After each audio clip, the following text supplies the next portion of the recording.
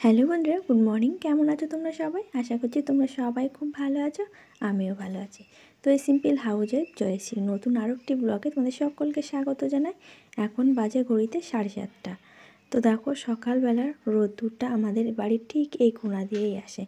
তো উঠোনটা বেশ ঝলমলিয়ে রোদ্দুর উঠেছে, আর ওই গাছটার ফাঁক দিয়ে সূর্যি মামা উঁকি দিচ্ছে। তো কখন ভাবছে বেরাবে সেই অপেক্ষায় আছে। আমরা কিন্তু বেরিয়ে পড়েছি নতুন একটা সুন্দর দিনের অপেক্ষায়। আর এই তো দেখলে বাসি কাজকর্ম সব কমপ্লিট হয়ে গেছে। দুজনে মিলে টুকিটাকি করে মোটামুটি বাসি কাজকর্ম কমপ্লিট হয়ে যায়। আর এদিকে ছোটোবাবু এখনও ঘুম থেকে ওঠেনি, ও আছে এই যে ঘুমিয়ে। আর বড়বাবু উঠে কিন্তু 6:30টার সময় পড়তে চলে গেছে। তো বাচ্চাদের এই হলো কাজ। তো যাও, ওখান থেকে ওকে উঠিয়েছি, আর এর মধ্যে তোমার দাদাভাই টিভি চালিয়ে নিয়ে বসছে। টিভিতে ফোন দিয়ে চালানো যায় সেটাই দেখছে, ট্রাই করছে। আর মা আর বাবু দুজনে বাইরে বসে আছে। তো তোমার দাদাভাইকে চা দিয়েছিলাম, চা খাওয়া হয়ে গেছে। আর আমার এদিকে আজকে স্টিলের গ্লাসে চা নিয়েছি আর বিস্কুট নিয়েছি। আমার এখানে বসে চা খেতে বেশি ভালো লাগে বলে আমি এখানেই চলে এলাম।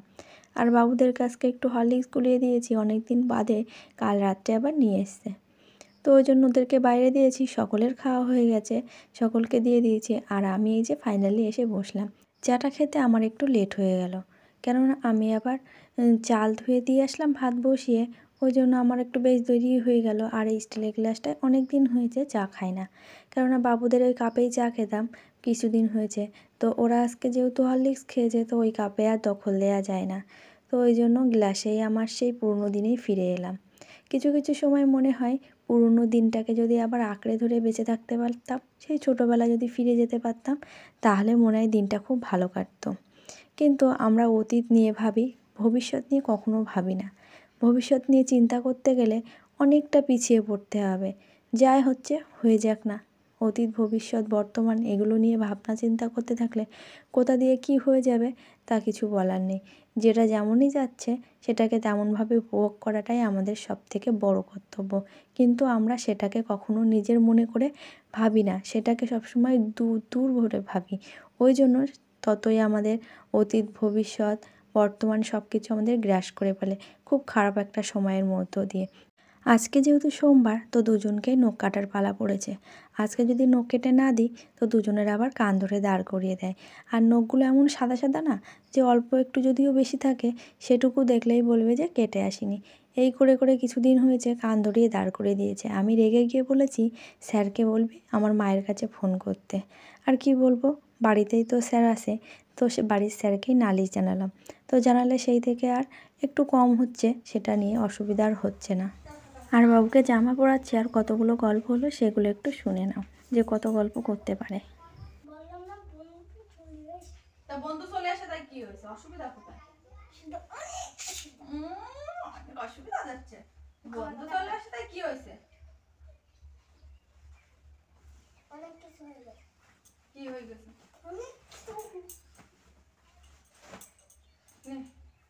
আমি অত দেরি করতে পারবো না। একটু হরলিক্সের গুঁড়ো দেবো।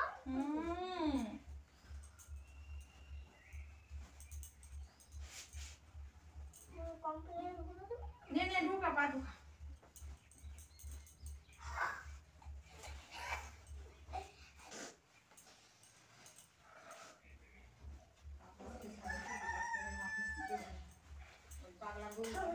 ছাড় ছাড়।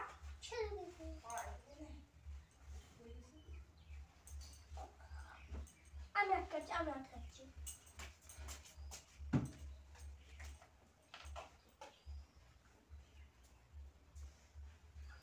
কি দাঁড়িয়েছে? কি দাঁড়িয়ে?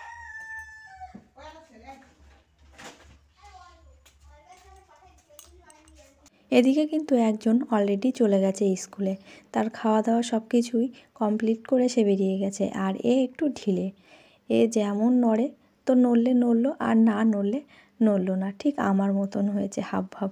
তো কিছু করার নেই, ওকে এবার এই যে গুছিয়ে দিলাম, এবার নিজের মতো নিজেই ভাত খাবে। কেননা ভাতটা যেহেতু অর্ধেকটা ছোটোবাবুকে খাইয়ে দিয়েছি, আর অর্ধেকটা ওর জন্যই আছে। তো আমি বললাম বাইরে ভাত বাড়া আছে, ঢাকা আছে, তুই খেয়ে নে। তো ওকে বলে আমিও বাইরে বেরালাম। এর মধ্যে দেখছি মা বাবুকেও ভাত দিয়ে দিয়েছে, আর বাবু এদিকে ভাত খাচ্ছে। তো আমার এখানে দাঁড়িয়ে থেকে লাভ নেই, আমার এখনও বাথরুমে কাজ আছে।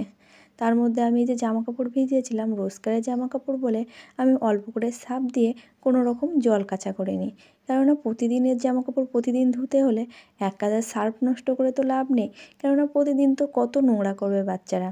তো সেটাকে নিয়ে যদি আমি এক গাদা বিনা প্রয়োজনে খরচা করি তাহলে কিন্তু সেটা বেহিসাবি খরচা হয়ে যায়। আর আমরা যেহেতু গ্রামের মধ্যবিত্ত ফ্যামিলিতে বিলং করি, আমাদের মাঝে মাঝে একটু হিসেবটা করেও সংসার চালাতে হয়। আর বাবু দেখলে ছুটে আসলো এখান থেকে এক মগ জল নিয়ে বাইরে গিয়ে হাতটা ধুলো, আবার ফের চলে গেল, কেননা ওর খাওয়া হয়ে গেছে।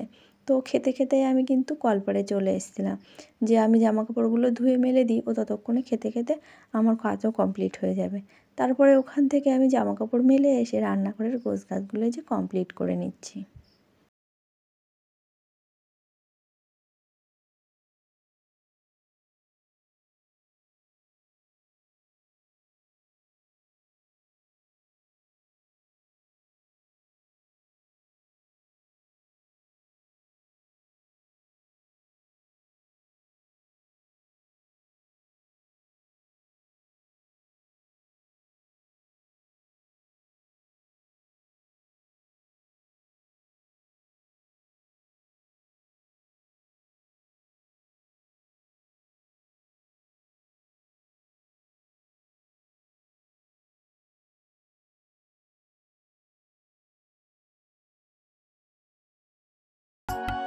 আর এই তো গোছগাছ করে সবজিগুলো নিয়ে সব কাটতে বসে গেছি।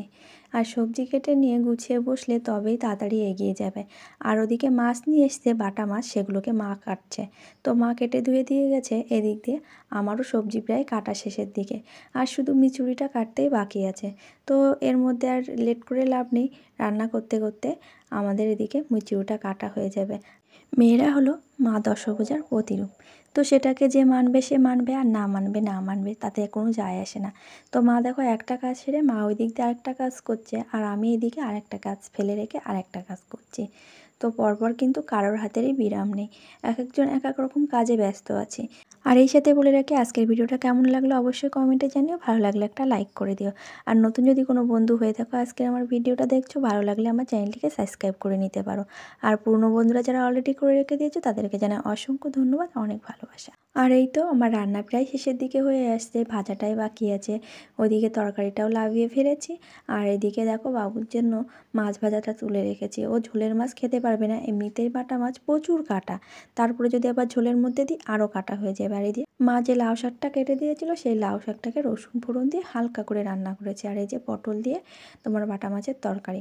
এই ছিল আজকে দুপুরবেলা রান্না বান্না। আর খাওয়া দাওয়া করে একটু বেরাবো, ওই জন্য একটু তাড়াও আছে। এটা হয়ে গেলে হয়ে যায়, এদিকে সব কিছু কমপ্লিট।